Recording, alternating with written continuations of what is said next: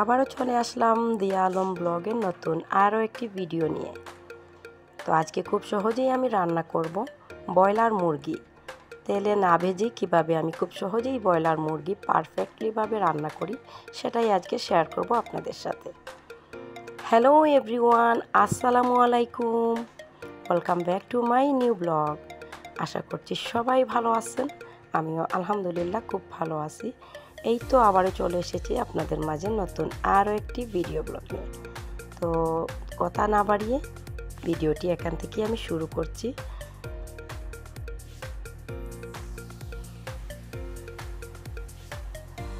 এখানে আমি সব ধরনের গোটা গরম মশলা দিয়ে দিলাম, পাতিলে পরিমাণ মতো তেল দিয়েছিলাম। এবার এখানে আমি কুচি করে রাখা পেঁয়াজ, রসুন বাটা, আদা বাটা দিয়ে দিলাম।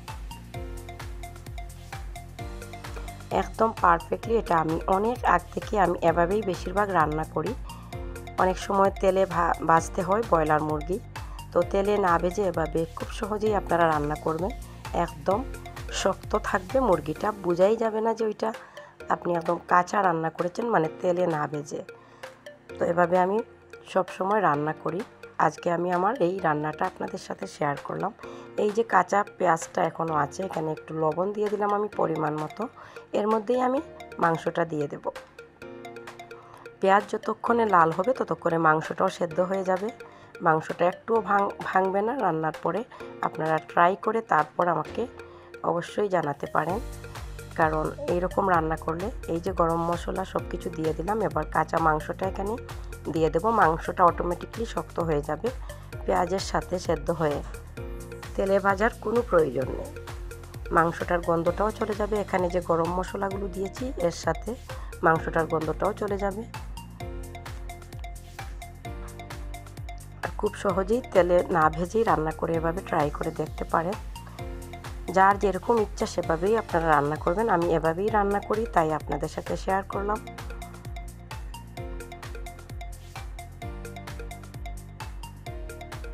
তো কাছে এবং দূরে, দেশ এবং দেশের বাইরে থেকে এই মুহূর্তে আমার এই ভিডিওটি যে যেখান থেকেই দেখছেন সবাইকে জানাই অসংখ্য অসংখ্য ধন্যবাদ। প্লিজ ভিডিওটি ভালো লাগলে ছোট্ট একটি লাইক দিয়ে ভিডিওটি দেখে নেবেন।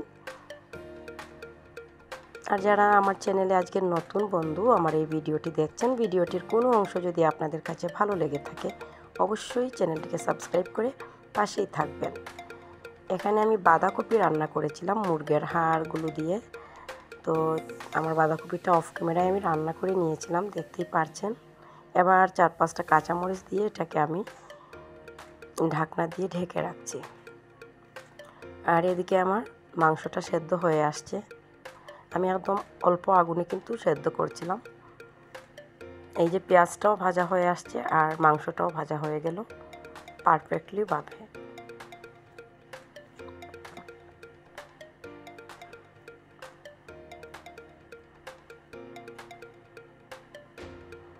তো আপনারা যে যেরকম রান্না করতে পছন্দ করেন আপনারা নিজেদের মতোই রান্না করবেন। আমি এইভাবেই রান্না করি, সেই জন্য আপনাদের সাথে শেয়ার করলাম। এখানে আমি দিয়েছি ধনিয়া গুঁড়া, মরিচ গুঁড়া, হলুদ গুঁড়া আর হচ্ছে জিরা গুঁড়ার একটা মাংস মিক্স মশলা। তো এগুলি এখন আমি এখানে দিয়ে ভালো করে একটু নাড়াচাড়া করব আর সামান্য একটু পানি দিয়ে দেব যাতে মশলাটা না পুড়ে যায়। এটা একেবারেই আমার টিপস, আমি কারো দেখে শিখিনি। এটা অনেক আগ থেকেই আমি এভাবেই বেশিরভাগ রান্না করি। মাঝে মধ্যে তেলে ভেজেও রান্না করি, আর যদি মুরগির রোস্ট করি তাহলে অবশ্যই তেলে রান্না করি। মাংসটা ভুনা করলে এভাবেই আমি করি বেশিরভাগ। আর এভাবে করলে শক্ত থাকে মাংসটা, একদম বোঝা যায় না যে এটা কাঁচা রান্না করা হয়েছে। তো এই তো দেখুন কি সুন্দর কালার হয়েছে এবার। তো আরও 2-1 মিনিট আমি এটাকে রান্না করব, ঢাকনা দিয়ে ঢেকে রাখবো।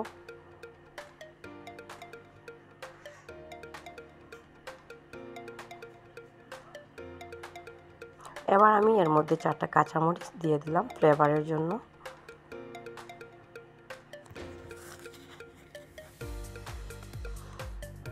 তো এবার আরও 2 মিনিটের মতো আমি রান্না করে চুলাটা অফ করে দেব।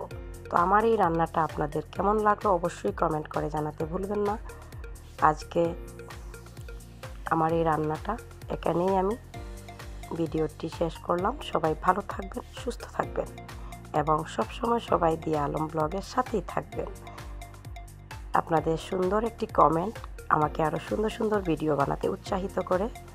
নিশ্চয়ই ভিডিওটি দেখে সুন্দর একটা কমেন্ট করবেন। সবাইকে অনেক অনেক ভালোবাসা জানিয়ে আজকের মতো এখান থেকেই বিদায় নিচ্ছি। নেক্সট ভিডিওতে দেখা হবে ইনশাআল্লাহ।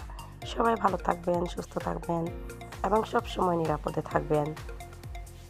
Thank you for watching my video. আল্লাহ হাফিজ এভরিওয়ান। আসসালামু আলাইকুম।